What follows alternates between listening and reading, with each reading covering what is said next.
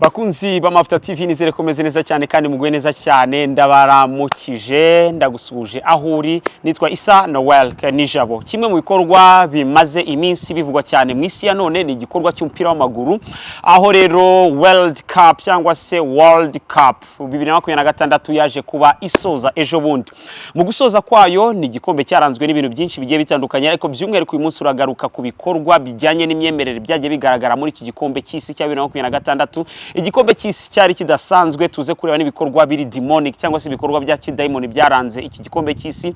It's a mega event aho isi yose amakamera y'isi yose aba yerekeje ahaba hari kubera iki gikombe cy'isi. Iki gikombe cy'isi rero cyabaye cy'umupira w'amaguru cyabaye ahitwa ku mugabane wa Amerika by'umwihariko mu bihugu bitatu bitandukanye. Nibwo bwa mbere hari habaye igikombe cy'isi ariko kikitabirwa n'ibihugu 48 ubundi ibyari bisanzwe n'ibihugu 32 ariko kuri inshuro n'ibihugu 48 Afrika yajyanyemo amakipe menshi cyane Asia, Europe cyangwa se Uburayi ndetse n'umugabane wa Amerika yabi ya ruguru ndetse n'uwa Amerika y'amajyepfo Australia. Birumvikana isi yose muri rusange yarateraniye ahitwa mu bihugu bitatu ari naho iki gikombe cy'isi cyaberaga mu gihugu cya Canada, kikabera mu gihugu cya Leta Zunze za Amerika ndetse no mu gihugu cya Mexico. Byari ibintu by'igiciro cyinshi gikomeye havuzwemo byinshi cyane ariko ibitego byaje kurangira bitsinzwe n'ibitego 308 bikaba byaragiye bitsindwa n'abakinnyi bagiye batandukanye aho top scorer w'iri rushanwa ari nawe watsinze ibitego byinshi muri iki gihe akaba ari uwitwa Kylian Mbappe. Lotin ni umukinnyi ukomoka ku mugabane wa Afrika ufite ababyeyi babiri b'Abanyafrika umunyakamerun n'undi wo mu Barabu mu bihugu bya Algeria gutyo. Akaba rero uyu musore mu France ari we waje gutsinda ibitego bigera ku 10 mu gihe wamukurikiraga ari Lionel Andreas Messi. Uyu nguyu Andreas Messi akaba rero yaragize ibitego 8 n'abakinnyi b'ibihangange kuri iyi si harimo birumvikana abakinnyi barimo barakora icyo bita last dance yabo cyangwa se gusezera bwa nyuma. Birumvikana harimo Cristiano Ronaldo bavuga yuko ashobora gusezera cyangwa se akaba yazakina n'ikisi cya 2030 kizabera iwabo muri Portugal.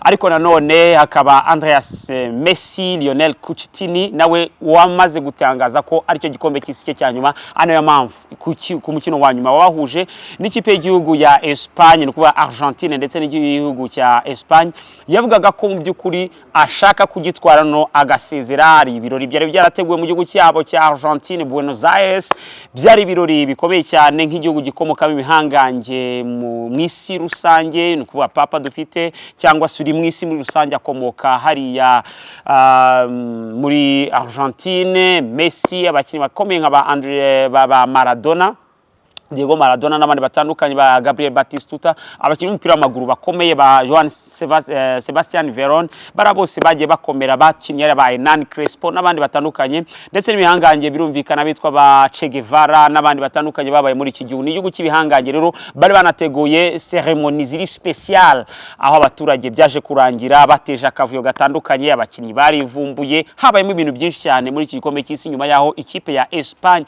itsindi ikipe ya Argentine ku mukino wa nyuma. Umukino wabereye ahitwa New York, New Jersey, aho ndimo ndarebera rero hitwa Cincinnati ndi kumwe n'Abanyamerika babiri bari baje mu by'ukuri bari baje mu bikorwa bitandukanye n'ahangaha. Cincinnati ntabwo ari yo muri Amerika ariko ni nanga. Byari ibintu byiza cyane, byari ibirori bikomeye cyane aho abantu bona bari bashishikariye. Byari ibintu by'ingenzi nk'Amavuta TV abakunzi bacu badukurikira dusharinga cyane inkuru zitandukanye ariko kandi tukagaruka ku mwimerere wa Gikristo. Byagenze bite? Icyo twarebye ijisho ry'Amavuta TV ryarebye iki hariya muri iki gikombe cy'isi.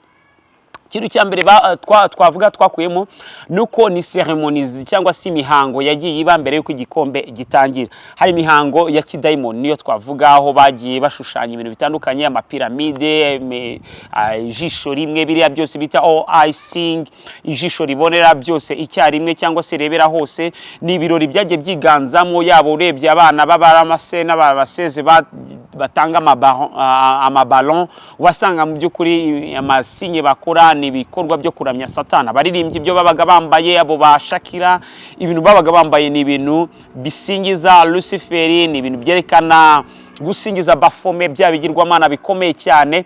So byari ibintu biri demoniaque cyane, amastade, amadecor, ibi bintu byose by'aba LGBTQ+ promoting ibyo bintu byose by'ubwasherati, ibyo byose hagaragayemo imirimo y'ubukonikoni ku rwego rwo hejuru mu buryo bukomeye cyane. Ikindi kintu cy'ingenzi kidasanzwe rero cyabaye ari nacyo twatindaho mu buryo bukomeye cyane ni byerekeranye na media live streaming. Nicyo gikombe cy'isi cyarebwe ku ma platform ya ari social media cyangwa se ama platform ari digital mu buryo bukomeye cyane. So cyabaye streamed, barastreaminga ama live, abantu benshi baragikurikiye cyane ko bemeraga bagashyiraho n'amasaha ashobora korohereza imigabane igiye itandukanye ku buryo babireba mu buryo bwiza cyane. So twavuga ko nicyo gikombe cy'isi nanone gicurujwe cyane ku rwego rukomeye cyane. Ni igikombe cy'isi cyakurikiwe n'abantu benshi, amastade yabaga yuzuye, ariko kandi mu byerekeranye n'umutekano ni igikombe cy'isi cyari kirinzwe cyane, bakoresheje ibyo bita Joint Security Services, aho igihugu nka Leta Zunze za Amerika cyari ku ruhembe rw'abateguye iki gikombe cy'isi, ni ukuvuga ufashe Canada ukongera na Mexico, bari bayoboye ikoranabuhanga ryerekeranye no gucunga umutekano. Barashe drone zigera mu 1700 zazamutse z'abaturage basanzwe bashakaga kwifotorera n'ibindi bintu bitandukanye, ariko zibaye suspected cyangwa se bazigizeho soupçon, babasha kuzirasa ndetse no kuzihanura. Ikindi kintu cyabaye muri iki gikombe cy'isi mu by'ukuri byerekeye n'umutekano nuko amakipe 5 ndibuze kubagezaho akomeye yarinzwe, si ukuvuga ngo arakomeye, ahubwo yaracungiye umutekano ku rwego rudasanzwe. Ikindi nifuza kugarukaho nyine ni byerekeranye na Christian faith, uburyo bitwaye abakristo bahamije muri iki gikombe cy'isi kandi bakomeje gutsimbarara ku kwemera Imana kwabo. Baravuga bati ibendera ry'umwami wacu Yesu Kristo tugomba kurizamura. Kubyerekeye n'umutekano ni kirero cyabaye, hari izo drone zirenga 1700 barashe, bakaba barasigaranye drone zigomba gucungirwa bwa hafi n'ishami rishinzwe umutekano n'ubutasi imbere mu gihugu muri Leta Zunze za Amerika, riza NSA ndetse hakongeraho na FBI, Federal Bureau Investigation. Aba bashinzwe ibyerekeranye n'ubugenzacyaha hano mu gihugu cya Leta Zunze za Amerika. Birumvikana ubwo biba bitandukanye, tuvuze FBI itandukanye na CIA, Central Intelligence Agency, yo ishinzwe gukorera umutekano n'ubutasi hanze y'igihugu cya Amerika, ariko kandi nanone mu nyungu za Amerika n'abanyamerika muri rusange. FBI rero yari ifite akazi gakomeye cyane ko mu gihe cy'imyaka 2 inonosoye isegonda ku isegonda bacunga uko iki gikombe kizagenda, babanje gushyiraho ibyerekeye no kugenzura abaturage bazajya kwitabira kiriya gikombe, abakaga amaviza, bakaga ibintu byose, bakabanza bagakora muri ubwo buryo bwa Joint Security Service. Ni ukuvuga ngo Leta Zunze za Amerika yakoranye n'ibihugu, buri muturage wose wo mu gihugu wagombaga kwinjira muri iki gihugu cya Leta Zunze za Amerika byasabaga ko bagomba gucunga umutekano we, bagakurikirana imyirondoro ye, yarafunzwe ntiyafunzwe. Nk'abanyamakuru bagiye bafungwa cyangwa se n'abandi bagombaga kwitabira igikombe cy'isi, barapplyinze, barakoze application, ariko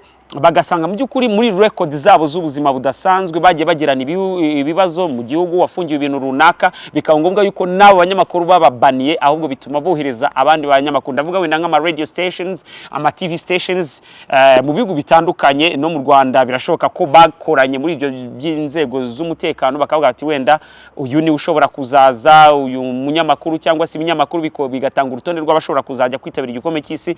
Bityo Leta Zunze za Amerika n'ubutasi bwayo bugakorana n'ibihugu abo ngabo bagombaga kuba bakoherezwamo, bakabanza bakabaza ama records ajya atandukanye yerekeye ubuzima bw'umutekano bw'aba ngabo. Aho ni mu rwego rero byagiye biba, ukabona umusifuzi uyu musore w'umunya Somalia baramwangiye kuba yajya gusifura. Abantu benshi bakibaza n'ibiki ntago bashobora kumwima avantage cyangwa se n'ikindi kintu cyo kuba yasifura, ariko nuko bareba muri trace bakabona hari ibyahashinzwe, amagangs, amagroupe yagiye abamo n'ibindi bintu bigiye bitandukanye cyangwa se bifitanye isano nabo mu muryango wabo wa hafi. Ibyo bikaba byakubuza umutekano cyangwa se byakubuza kuba wahabwa accreditation yo kuba wakitabira iki gikombe cy'isi. So accreditation byagiye bibaho rero, urwego rw'umutekano rwa Leta Zunze za Amerika rwari rukaze cyane muri iyo Joint Service Security, aho bakoranye n'ibihugu bigiye bitandukanye babitegura mu gihe byibura cy'imyaka 2 kugeza igikombe cy'isi kibaye. Mu rwego rw'umutekano none tukiri muri iki gikombe cy'isi, ndakubwira amakuru utigeze umenya.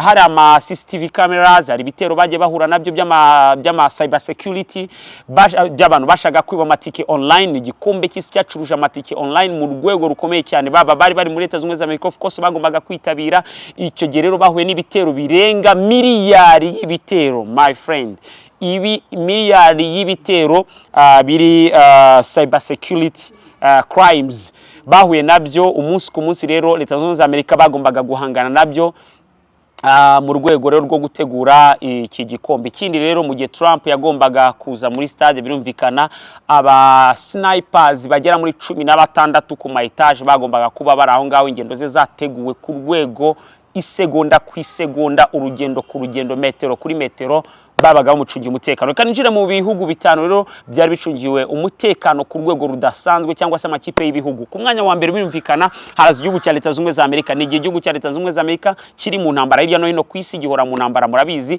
Ikipe y'igihugu yabo rero yagombaga gucungirwa umutekano ku rwego rudasanzwe, kuko yari ari byo bita mu nzego z'umutekano byo bita high risk action, cyangwa se high risk event, cyangwa high risk person. Aho hantu hari risk ikomeye cyane bashobora kuba bakataka. Ni ikipe rero ya Pochettino ni umutoza wa Argentine, cyangwa se umutoza ukomoka mu gihugu cya Argentine wakiniye ikipe y'igihugu yabo. Akaba ari nawe wari umutoza w'ikipe selection nationale ya Etats-Unis, cyangwa se US. So niwe rero hamwe n'abasore be bari bacungiye umutekano cyane muri hoteli babaga barimo. Ingendo zabo zabaga zibazwe amasaha agera mu 10 mbere yuko bahaguruka kuri hoteli imwe berekeza ku kibuga, babaga bacungiwe umutekano mu buryo bukomeye cyane. Icyo ni ikipe ya mbere. Ikipe ya kabiri yari icungiye umutekano ku rwego rudasanzwe ni ikipe ya Iran. Iki gihugu cya Iran rero cyari gicungiye umutekano, murabizi ko byabaye mu gihe Leta Zunze za Amerika ifatanyije na Israel barimo babombarda igihugu cya Iran, bisha bamwe mu bategetsi babo, bica uyu Ayatollah Khamenei. Byari ibintu bikomeye cyane, murabizi birimo biravugwa mu isi, iyi Strait of Hormuz cyangwa uyu muhora wa Hormuz. Biza no kuvuga yuko ikipe y'igihugu ya Iran itagomba kwitabira igikombe cy'isi, ariko Gianni Infantino, uyu mutaliyano uyobora ishyirahamwe ry'umupira w'amaguru ku isi FIFA, aza kuvuga ati kutke kuti tugomba gushyigikira ikipe ya Iran tukazayicungira umutekano ikabihari. Niko byagenze. Taremi kapiteni wayo aho bari kumwe bakomeza kugenda bacunga umutekano w'igihugu cya Iran, biza kugenda neza, nubwo yaje kugenda nenga bimwe mu byababayeho kapiteni w'igihugu ya Iran, kandi igikombe cy'isi cyari kigezemo hagati. Ariko ibyo yanengaga ntabwo cyari ikibazo cy'umutekano, ubwo yavugaga yuko logistique ibintu bitameze neza muri hoteli, ama customer care n'ibindi bintu bitandukanye. Ariko kucyerekana n'umutekano rwose, they were very well protected. So they were very well protected, nikuwa ko bari bafite umutekano ku rwego rukomeye cyane. Ikipe ya gatatu ni ikipe ya Argentine. Ikipe ya Argentine rero Messi Coutinho abarizwa kuri uyu mugabane wa Leta Zunze za Amerika nyuma yo kuva mu ikipe ya Paris Saint-Germain, yahise yerekeza mu ikipe ya Inter Miami iyoborwa n'umugabo witwa Beckham, umwe mu bashoramari bakomeye bafite imigabane itandukanye, presque nyiri ikipe hariya. Ariko biza kurangira uyu musore cyangwa se uyu mupapa yerekejeyo akorerayo umwuga we wo gukina umupira w'amaguru. Biza kuba ngombwa yuko rero numwe mu bantu bacungiye umutekano ndetse n'ikipe y'igihugu ya Argentine yari icungiye umutekano ku rwego rudasanzwe cyane, kandi yari ifite abafana benshi cyane. Ku mwanya wa gatatu haza ikipe ya Portugal. Birashoboka ko ushobora gutekereza ko ari Portugal yazaga imbere, wenda kubera Cristiano Ronaldo n'abari abafana bagiye bagadaninga kuri hoteli bakaba bahari. Ariko mu by'ukuri Portugal igihanganye Cristiano Ronaldo yarahari, byari byiza cyane. Nayo ni ikipe bari bacungiye umutekano bitewe n'akavuyo bari biteguye, bavuga bati nta wundi mustar ushobora kuyingayinga Cristiano Ronaldo. Niwe rero wari ku ruhembe rw'abakinnyi ba Portugal. Byari byiza cyane, bari bacungiye umutekano kuri hoteli babagamo, ndetse n'imyigaragambyo baburijemo. Ni ibintu batashobora kuvuga mu byerekeye n'ibitangazamakuru mu rwego rwo kwiyemera nk'igihanganye cy'igihugu nka Leta Zunze za Amerika. Ariko ari imyigaragambyo yari tagitinze ikipe ya Portugal, ndetse ubwo yavagamo, ndetse n'ikipe ya Leta Zunze za Amerika. Ikipe ya gatanu rero yari icungiwe umutekano ku rwego rudasanzwe, akaba ari ikipe ikomeye ya Hispania cyangwa se Espagne. Espagne yari icungiye umutekano ku rwego rudasanzwe. Kubera iki? Kubera ko ni ikipe yakomezaga kwavansa kandi yerekana umukino udasanzwe, byayiganishaga ndetse n'abasesenguzi ko igikombe cy'isi cyakomeje kuba progressive gikomeza kwegera imbere, babonye ko ari ikipe izagera ku mukino wa nyuma. Uko ikipe yegeraga rero imbere cyane isatira umukino wa nyuma, niko high yajyaga mu mutuku, high risk zone, ni kuko ko yashobora kuba yaba targeted cyangwa se bakayigirira nabi, bityo igikombe cy'isi kikaba cyapfuba. Ikipe y'igihugu ya Espagne rero icyo nicyo cyatumaga bakomeza kugenda umutekano uko ikomeza kuba qualifier, irenga amatsinda yinjira muri mu mikino ya knockout, yinjira muri ama semifinals ndetse yinjira final, byarushagaho gutuma umutekano wayo ukara cyane. Wakongera abastari bayo nka Ballon d'Or winner, nubwo atari umuntu shininga cyane mwisi udafite spotlight wenda irenze, ariko ari umukinnyi umupira w'amaguru ukomeye cyane hariya muri iriya zone centrale y'ikibuga.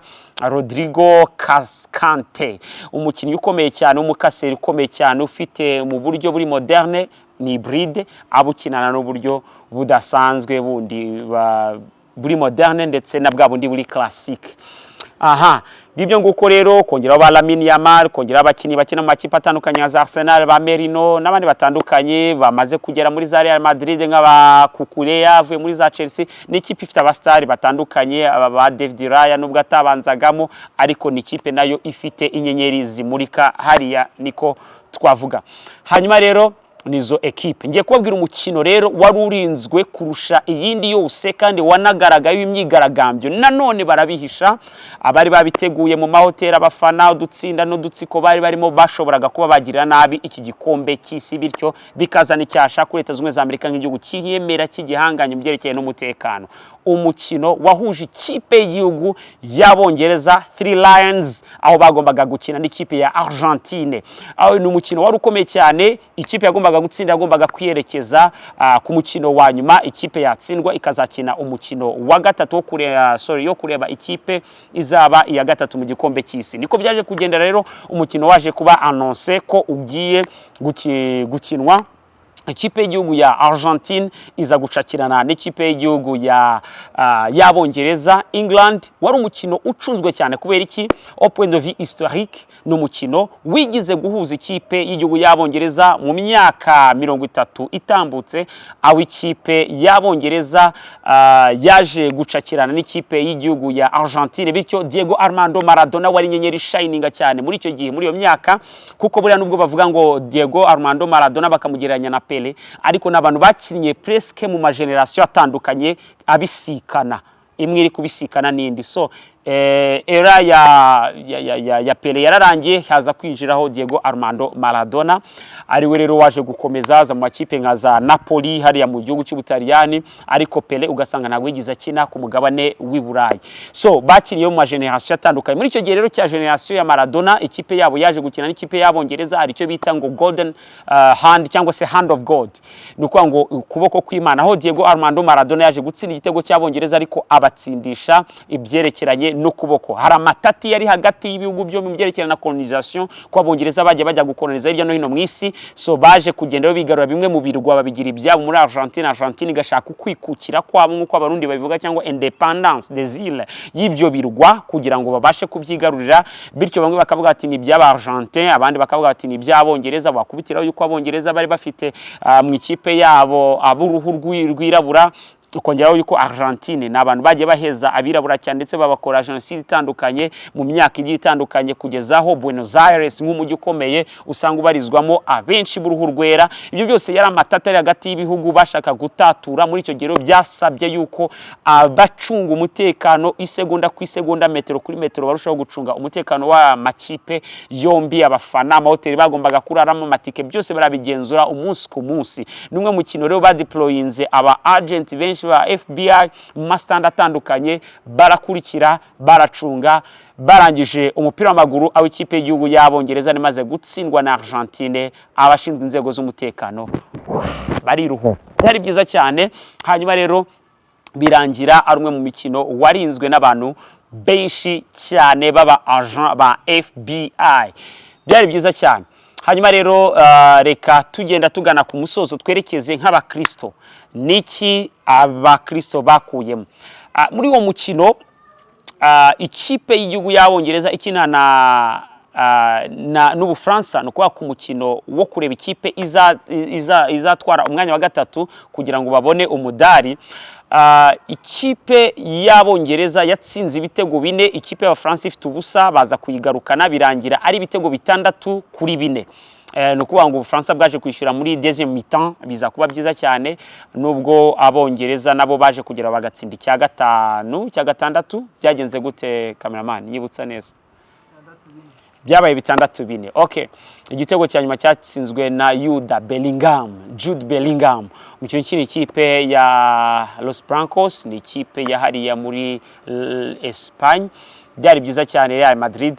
So n'umukino wari ukomeye cyane, abantu bawukurikiye. Barangije uyu mukino, hari umukino bita Maxence Lacroix akina mu ikipe yahariya bita Crystal Palace mu gihugu cy'Ubwongereza. Yerekanye kwizera kwe, asharinga ibyanditswe, avuga ko mbere y'umukino abanza kubwiriza cyangwa se agasoma ijambo ry'Imana, agashaka abasharinga ijambo ry'Imana. Ikindi twabonye abakinnyi nk'aba Marc Guéhi akina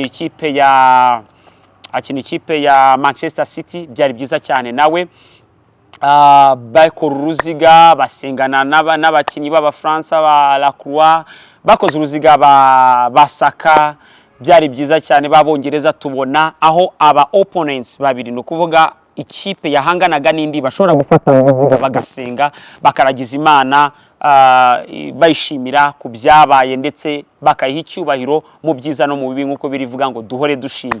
Hanyuma ikindi kintu kidasanzwe cyabaye muri iki gikombe cy'isi ku byerekeranye no guhamya Imana, nuko ku mukino wa nyuma, no kuvuga yuko umukino wa nyuma urangiye, ikipe y'igihugu ya Espagne itsinze ikipe y'igihugu ya Argentine. Habaye performance z'abaririmbyi muri mi-temps, habaye yuko Justin Bieber, JB, umuririmbyi ukomeye cyane wamamaye mu myaka ya kera kuri indirimbo z'isi zitwa musique profane cyangwa se secular music, yaje kugaragariza neza koko yakijijwe mu performance yakozwe n'abanzi batandukanye, ba Shakira, ba Burna Boy n'abandi bahanzi baririmbyi b'ibyamamare batandukanye. Twaje kubona Justin Bieber afata gitari ye mu ijwi rye ryiza ridafite auto tune, aracuranga, aravuga ngo ndaririmba haleluya. Haleluya ni ijambo ry'Igiheburayo ririmo amagambo abiri, haleluya na ya. Bibiri iravuga ngo Dawidi yabuze uko yita Imana, aravuga ngo uriya. Yabisobanura Imana, haleluya bisobanura praises cyangwa se amashimwe, praises to ya, haleluya.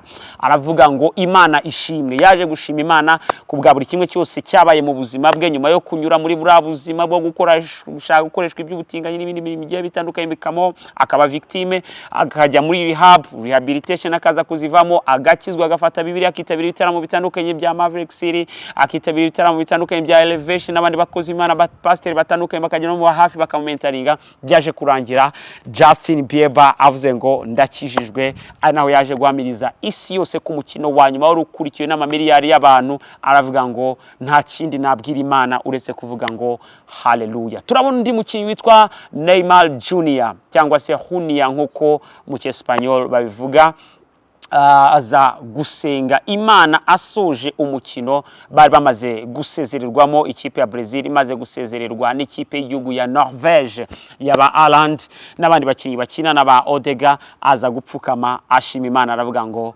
Imana yonyine yo mu ijuru niyo ikwiye guhabwa icyubahiro. Nyuma y'igihe kinini ari mu mvune, akaza guhamagarwa n'umutoza Carlo Ancelotti, binyuze ku gitutu cy'Abanyabrazil benshi bavugaga bati nta kabuza Neymar ngwino ukine igikombe cy'isi.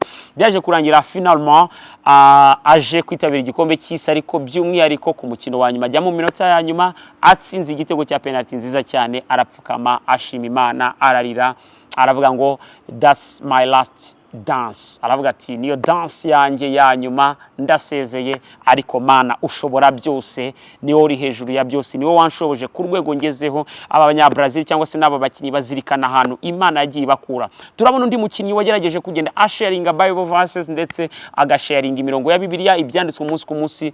N'umukinnyi ukina ikipe ya Manchester City witwa Antoine Semenyo, akomoka ku mugabane wa Afrika mu gihugu cya Ghana. Akaba rero nawe numwe magabo bagaragaje faith gusharinga ibyanditswe byera. Ukongeraho Jeremy Doku, umukinnyi w'umubelge n'umubirigi, akaba nawe rero yaragaragaye ashima Imana cyane. Undi muntu tutabura kubabwira nawe wagaragaje ugushima Imana kudasanzwe arabitwa ba Upamecano akina mu ikipe y'igihugu y'Ubufaransa, akaba kandi aba mu ikipe ya Bayern Dominique ya hariya Bavarian hara mu gihugu cy'Ubudage. Undi mukinnyi hari witwa Alisson Becker, akaba ari n'umupasteri abarizwa mu ikipe ya Brazil, akaba aba muri Seleção, akaba rero nawe muri locker room cyangwa se muri vestiaire cyangwa se mu rwambariro muri akaba yarasharingaga ibyanditswe, agasharinga abo bari kumwe, akabwira ko bakwiye kwizera Imana muri iki gihe. Twavuga yuko ibintu bitweretse yuko Mesiya ari hafi kugaruka. Ubutumwa bwiza iyo tubusoma tukareba igitabo cyanditswe n'umugabo witwa Matayo, mu butumwa bwiza yandikaga ageze mu bice 24 avuga amagambo akomeye cyane. Ku murongo wa 3 aravuga ngo yicaye ku musozi wa Elayon, abigishwe baramwegera baramubwira ngo mwigisha, ibihe by'imeruka nibihe byo kugaruka kwawe nibihe? Ngo Yesu atangira kubabwira yicaye ku musozi wa Elayon, arabwira ngo benshi bazaza biyita Kristo, avuga ibintu byinshi cyane Yesu Kristo, ariko ageze ku murongo wa 14 w'icyo gice cya 24 arangije aravuga ngo mu minsi y'imperuka ndababwira yuko ubutumwa bwiza bw'ubwami, ngo kandi ubutumwa bwiza bw'ubwami bw'Imana buzamamazwa mu isi, ngo nibwo Yesu Kristo azahera ko aze. Nuko inkuru nziza ikwiye kugera ahantu henshi, ariko message ya Kingdom of God ni message ivuga yuko Imana ishobora byose, ni message ivuga yuko Yesu n'umwami, kingdom, king in his domain, nuko n'umwami muri yo domain ye, aho ari hose akwiye kuvugwa, akwiye gusingizwa, akwiye gushyirwa hejuru. Ngayo nguko bimwe mu byaranze umupira w'amaguru muri iki gikombe cy'isi gisojwe cya 2026. Abantu benshi mutigeze muremarika cyangwa se mutabwirwaga cyane cyane kubera ko mwari busy cyane mu kureba ibiri kubera kuri ku kibuga, kuri pitch, kuri green pitch, ibirimo biraba. Ariko hirya no hino imyigaragambyo yarabaye, kwizera Imana kwarakomeje, abizera Satani bicano bye bakomeje kubicana, ariko birangira Imana ikomeje gutsinda yigaragaje muri rusange. Bibiliya iravuga itwereka yuko iyo tuyisomye tubona yuko byose bikwiye guhereza Imana icyubahiro. Mwakoze cyane abakunze Amavuta TV, Imana bamugisha cyane. Zek Image, God bless you so much.